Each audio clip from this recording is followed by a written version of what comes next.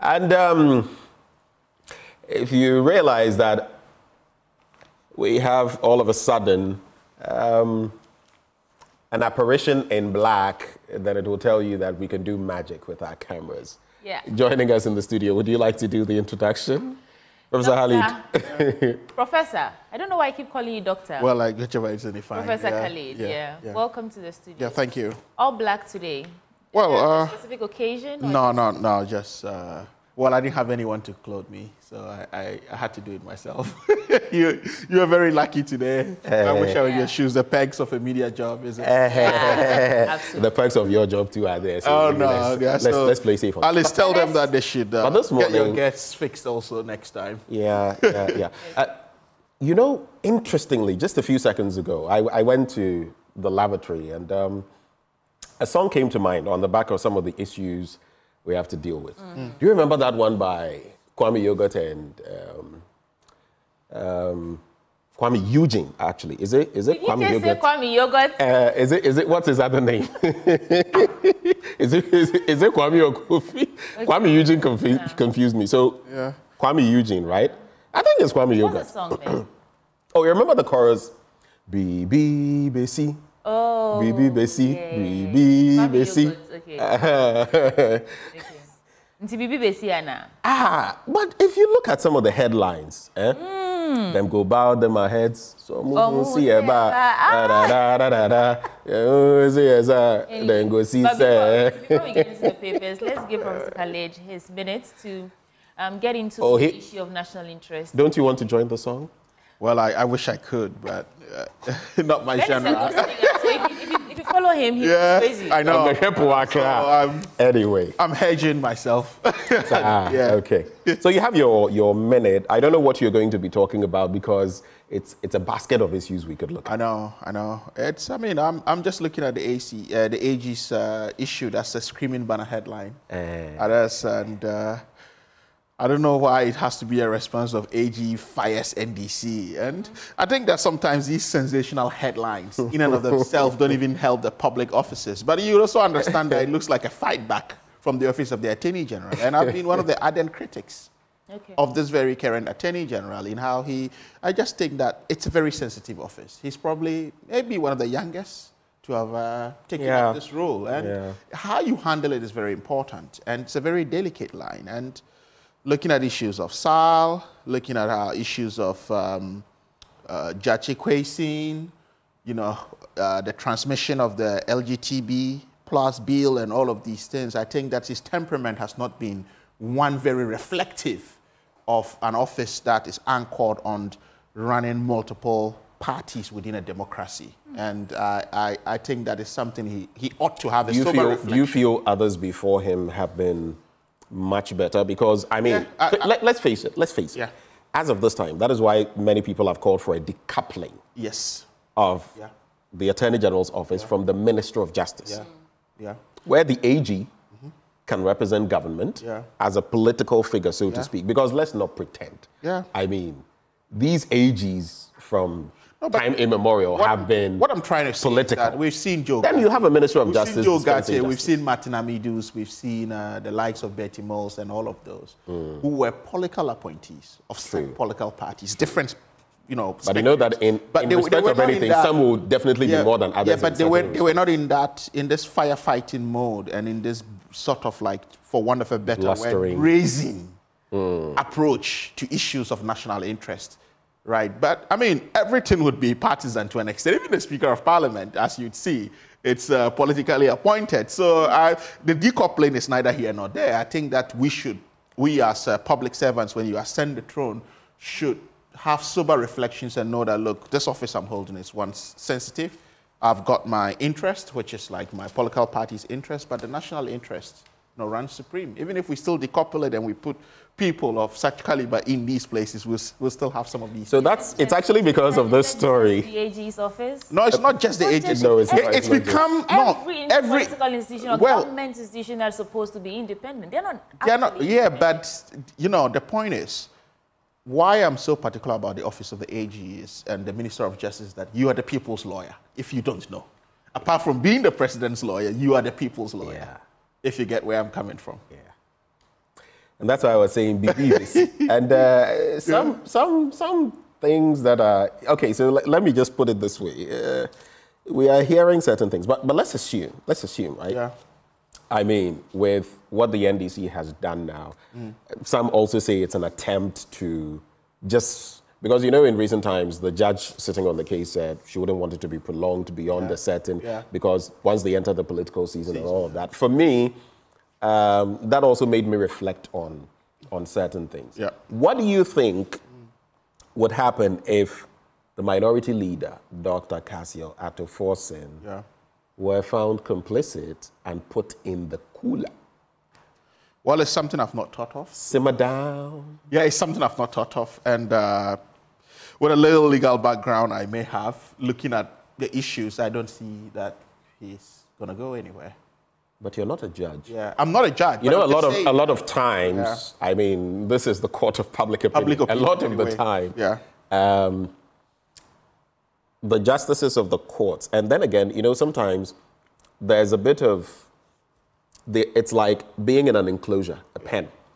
Sometimes the dictates of the law, how it has been framed, even some of the penalties for Obi Komodeno, you know, those petty crimes versus... Fontaine and all of those people, and, you know, you have... Judges are constrained. They are within a certain box because it's what the criminal code says and what the penal code says. What is the just punishment for X? And they go using some discretion.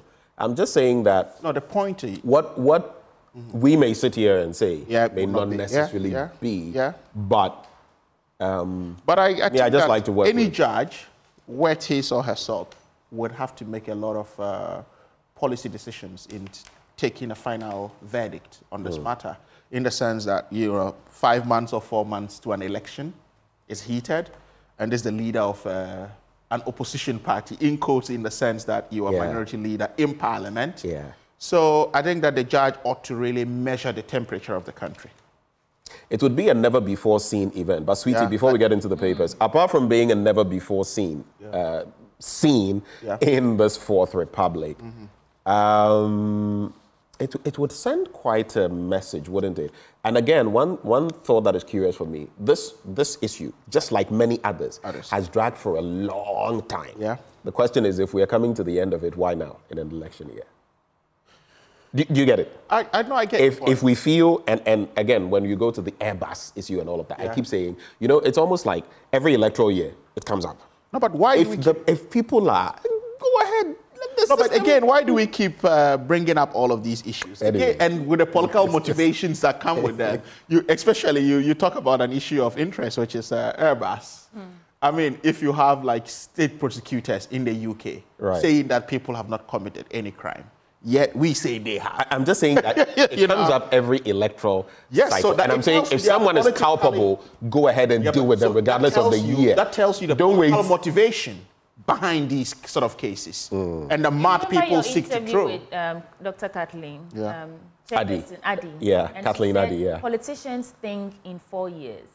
Right, so that's the answer to your question. Why it only comes up in electoral years? Because they think in 4 years. It's not thinking. I just think it's a motivation. Right? Why are you bringing an issue that is dead and gone or buried? Right. Because so you need to win points, or let someone lose points, or probably bring it to the court of public opinion. Sketch issues, conjecture, and all of these issues to come in when they've had 8 years to deal with the issues. So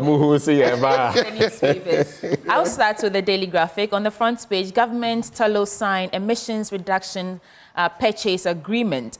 Our partner TUC for better workers' salaries. That is New Force Movement's founder. Alan Tremanting. Ghana cedi depreciation bites hard. Businesses call for urgent interventions. I do not know why this issue has been consistent. It's not something that came up in the past 4 years. Decades ago, we always have dollar Ghana cedi issues. So why haven't we been able to put out some policy framework that arrests this issue, nip it in the bud? It keeps coming up. So just before, I know you're eager to react, but 2 points. Professor Steve Hank has been talking about, he spoke about a currency board. Recently, the IEA also spoke about, look, the way things are going, Ghana needs a currency board. We've had this discussion before. What is your take? Secondly, others have gone as far as saying if we're going to control the slump of our currency, we should dollarize our economy. De-dollarize or dollarize? Dollarize the economy. In other words, seed and then use the dollar. What do you think about those two prospects? Currency board, dollarizing. Well, I think with the currency board issue, we can argue till the cows come home, because I know that Professor Steve Hanke has his own personal interest when it comes to issues of promoting currency boards. Take away the interest, the reality. Take away the interest. I don't see much of that when we have a central bank and we have a monetary policy unit, right? And for that matter, we have a board also, and then we have a team that checks out monetary policy. What we do have is a very grey economy. And by grey economy, I mean that strands of it.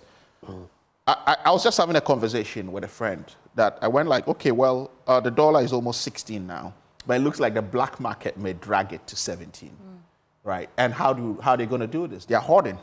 You have seen it today, you want to buy dollars. It's becoming a problem because, you know, they want to take it to a certain limit and then throw their money back in to really get what they want. So if we don't have full control over these things, what would the currency board do? You get me? Because a lot of issues are happening that are not captured into the formal stream. Right. So the lack of formalization will make it... Again, you look at it for ineffective? Yeah, for instance, like in other jurisdiction, a $100 bill, a £50 bill, right? It's very scrutinized. But here in Ghana, I got the rudest shock of my life when I was having my first cash dollar transaction. So I had like change from several travels and decided to use them for a transaction. So when I went in, the guy was like, okay, well, $20 bills, the rate for which is lower than you do for a $50 and a $100 bill. And that was the first time I was hearing that. But this is a gray or informal market controlling. In fact, even the big dollar versus the smaller dollar. So I made a phone call. It's a different... Yeah, I made a phone call to a few friends. They're like, you're new to the market. This is what we do in this town. They're selling it. So, I mean, the rates are different. No, but I mean, why would denominations be an issue? Like you said, we don't have full control over this. So I don't know what the board would do, actually. So they have to come a time where we can have real full control over these things. And the central bank actually checking these forex bureaus and those that are changing monies within the forex market to ensure that we're able to do all of these things. But dollarization of the market, why would you want to cede your sovereign currency and adopt someone else's currency? I mean, I bring it up because I am not for it. I feel we must maintain but these are things that have been thrown out there, and that is your space. So if we're talking about de-dollarization, then we can have... Can we de-dollarize? Our economy is... Well, one of the steps... Right? I think... We do not use the CD to buy any of these. Fuel... I mean, all the natural resources... Don't even go there. That's because of the international... That's because of the international system. No, because we've had Russia now saying that, it's wanted to pay back. You remember when the Russia-Ukraine thing started? It wanted to pay back in rubles and all of that. And they said no. But I mean, if you contract a deal, you get equity in dollars. You don't expect to pay me back in any other currency that I may deem weaker. But I feel where the problem lies. Currency. If you're going to purchase a property and it's astronomical. Yesterday I was somewhere and people are talking about prime property in the United States. Yeah. Vast land and all of that going for about $800,000. Yet in Ghana, go for a small in East Legon, they'll tell you 1 No, but this is what I'm coming. Look, the tools, those are the problems. The tools to inform these don't exist. So for instance, what goes into a housing market? Right, amenities, schools, roads, and all of that. They bring up the price of a property. Right. In this town now, it's because a minister lives next door. It's because a certain chief lives within the locality. So we have to learn to bring development to these places and to have indexes within which we can use to say, okay, well, this is benchmark at this. This is a control we can have. For instance, I was speaking to a friend from Belgium who was telling me, look, rent prices.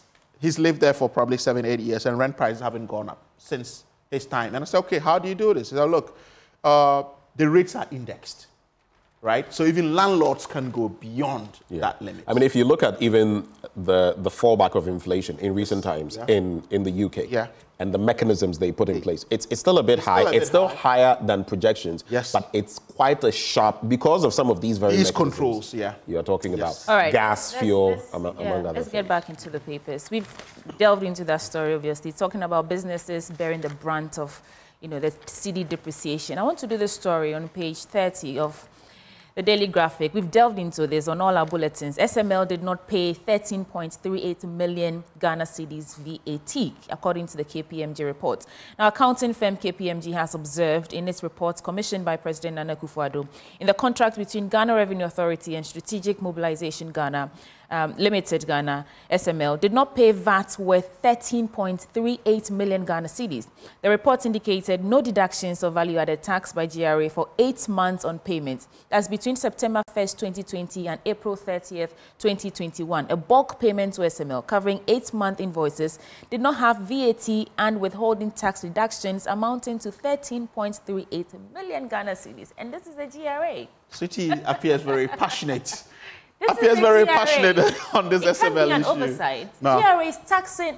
I know comedians, artists who go on stage to perform, and GRA officials are standing there ready to take tax from them because you paid for a venue. And they've been talking about taxing creatives now, and you see, the interesting thing is you've been taxing from source, right? Yep. You know, because so you taxed before, then all of a sudden you stop taxing. But I mean, no, but the point is they awarded this contract, remember? No, I'm saying that taxing from source. Some of us, when your salary comes and all of that, there are deductions that are made before they come to you. So if all of a sudden you are not making the deductions, I will be asking myself what. So it just tells you the rot around SML deal, and I don't even know why. But they could have forgotten. No, Benjamin.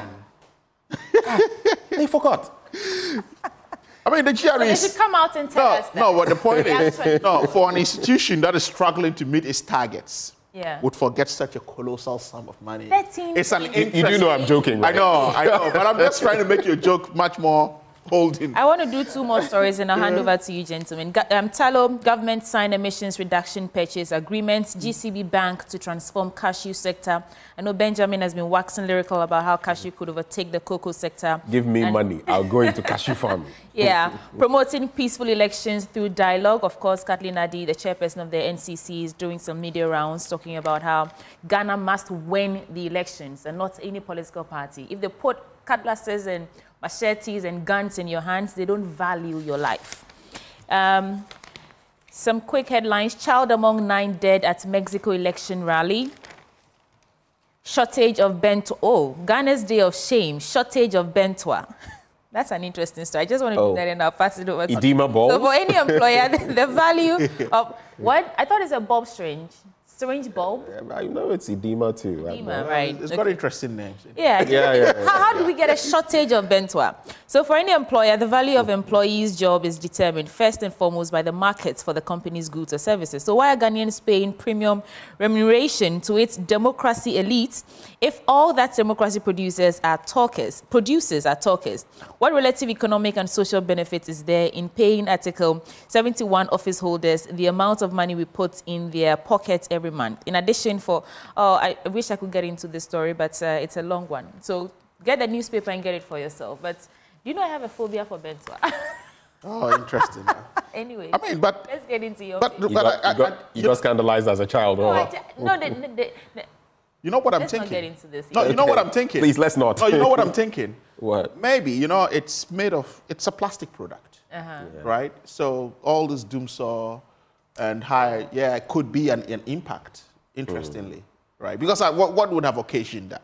I think it's a demand and supply. It's a demand and supply. We don't need it. There's no need for bentoa. With all the herbal medications that are being sold in trotro stations, you think we still don't need that? It was a lot more common when some of us were growing up, and maybe when you were growing up, when others were growing up. I don't think it's that fancy. It's not in vogue that much. But I think you can't sit in Accra and also because go to the rural areas. That is where you will really see. But in a lot of different parts of the country. We would be biased if we say it's no longer as I think back in the day when they will catch you.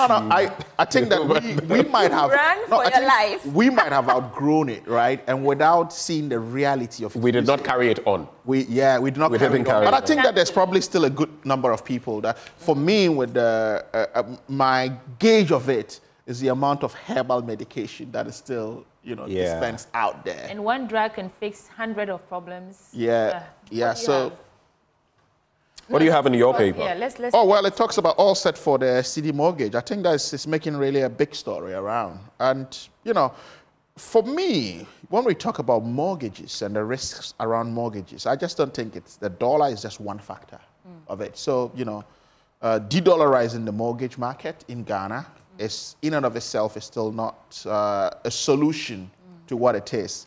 Rates are very important. I mean, interest rates or rates at these banks.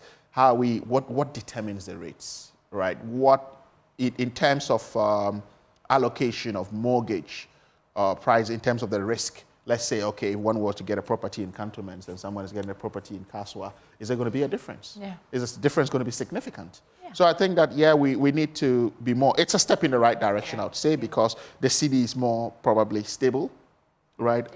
When I say stable, unlike the dollar, that if you peg against it and you're a cedi earner, you are converting your cedi into dollars to be servicing these mortgages. And that's where most often than not these problems do come in. But it's a step in the right direction, trying to use mortgages to actually bridge our housing deficit. It is, but I don't know how many people would be in a position to afford that. Benjamin and Sweetie, do you have mortgages? Or are you looking forward to having upon advice of my counsel, I plead the fifth. But upon seems to be doing some work with the...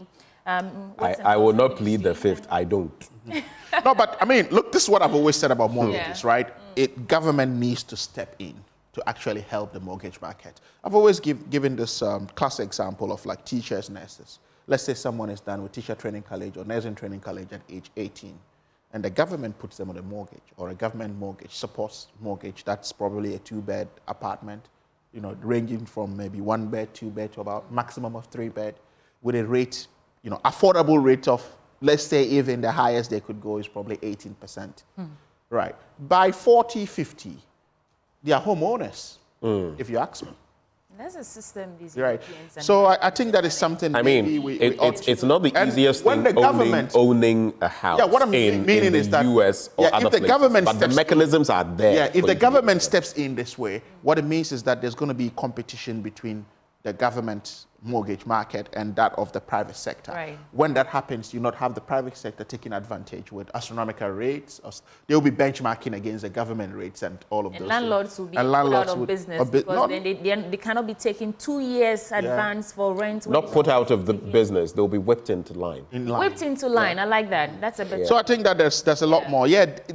There should be a big discussion about this, especially. I mean, I always say one of the biggest attractions of corruption in this country is homes, because people want to own homes. Well, people want to have houses when their earnings can meet that. How is the government going to step in to help that? Because I'm 40, 50, get close to retirement, and I don't have my own home to boast of. I'm still probably living in a government bungalow or probably renting. So there's that desperation to actually fix that. Then you tend, if they have loopholes within their workplaces, the public sector, then they tend to exploit that to actually check a good number of the corruption cases. It's all, most are trying to own homes. Housing, and the likes. And this is something government really needs to look at critically. And as you said, what happened to the affordable housing scheme? What's happening, Benjamin? You'd have to ask those in the sector and maybe speak to Kojo Ponkura. But let me wrap with just a few stories from here. We've dealt with most of them. AG fires NDC. I'm not persecuting at Forson, he says. Samira to launch World Share Expo 2024. No VAT deductions on SML payments, KPMG. And those are the bits. You know, I've got to the point where... It doesn't look good on GRE, to be honest. No, it's not even about the GRE. Practically, very little surprises me anymore in Ghana. Like, I've got to the point where, one day she hit me, you know, give it to me. What he has but you know, but you see, Benjamin, the whole idea of this, this is a report that was sort of classified in a way because the presidency was tight-lipped on actually releasing its content. I spoke to all of a sudden, the chairman of the NDC yesterday. Changed? Yeah. No, but there are two things. I spoke to the chairman of the NDC yesterday, and he said that actually it was released only because, you know, recently the minority leader, together with some of the leadership of the minority, were at the Jubilee House. Yes. Because at the president's request that, listen, we need some government business and tax waivers and other things done. Come, let's Giorgio. And that this was one of their conditions, that the president must release the report. Some have said that the timing coinciding with the SNIT issue, but guess what? We're not going to stop talking about this. No, but the point I mean, those ones. This brings an interesting perspective. Are we still talking tax waivers? Are we not? Yeah, but I mean, look at the quantum, right, that goes into tax waivers. And we ask ourselves, how do we claw this back into the economy? Because the only incentive is that, okay, we're giving a multinational or ex-corporation tax-free holidays to operate within this space, to actually, grow itself, employ locals, among other things. Do we have that when we have most multinationals repatriating cash back to their home countries? So I think that it's about time we relook at this whole tax waiver thing. Sometimes they take advantage of this in, after the 5-year expire, they reconstitute shareholding, they restructure, change the name, just to enjoy that bonanza. And I think that we need to tighten that. So if that was the discussion, I don't know, but if they did actually make that request, that was a request in the right direction. But most of us think actually it was meant to actually, as it may dilute the SNIT issue, which they say it's not an issue, but we think it's an issue. But the interesting thing about GRA, which I think it's a very noble institution, right? I would say it's our cash cow, because that's where revenue is generated within the country.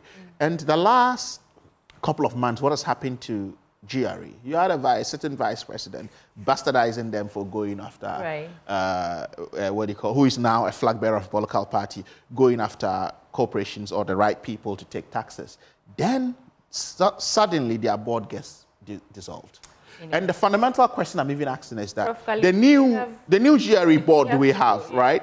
Is she in acting capacity or she's in full capacity? Because there was no existing board when she was appointed. They just constituted a board a few days ago. Yeah. So why are we doing all of this, and why are we raising interesting questions in concerned minds when it comes to... Your brow just furrowed when you said that, because you're actually passionate about it. Yeah, passionate about it. Every Ghanaian should. I mean, but Benjamin... Let me just look at a few stories. Hope Sinadoye gets 20K bail. We all know about that. Nigeria bans money rituals and smoking in movies. Nigeria? Yeah, bans money rituals, and this makes a lot of sense. It does. Yeah. It does. Yeah, especially in a place like Nigeria, because things, people underestimate the impact of seeing cinema. Monkey see, monkey do. Yeah. And it reminds me of way back when I was still watching some Nigerian movies, Isakaba and those things, and some of those. And then I still regret my nude photo, Equiapim Polo. Nowadays, you see, the internet never forgets. Social media never forgets. So you really have to be careful. Benjamin, just a sec. I just want to put the issues together there. Okay. So let's all be careful. It's not like it is a them versus us situation. All of us, let's be careful. Patronize local businesses to boost economy. The trade minister says so. Of course, he's been speaking at the 3rd Made in Ghana Bazaar. And our condolences to the Accra mayor. She's lost her mother. The story is here.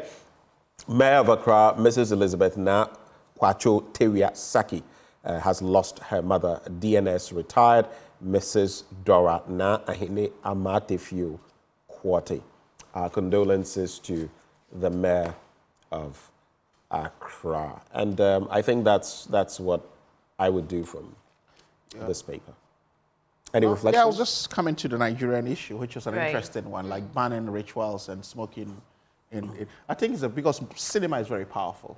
And as you would see, America, Hollywood, they use Hollywood actually to make the hegemonic America that they've created. The American dream. Yeah, the American dream. America is great and all of that. So it tells you how powerful media is. And most people, as you know, most of us would get to see our first McDonald's in movies and crave for it until you have like a real bite at it. So it just tells you how powerful these things are. And much of what you see in all of this betting culture that is emanating, and especially within the Nigerian parlance, the Yahoo issues all coming up, they stem from what we see from these movies, and we think they're real, right? But, it's always interesting when you meet an actor or an actress in real life situation, and it's not what it is, but what they portray on the screens are what they feel it is. So I think that's really a big step in the right direction. Right. And I just don't think it should be a Nigerian thing.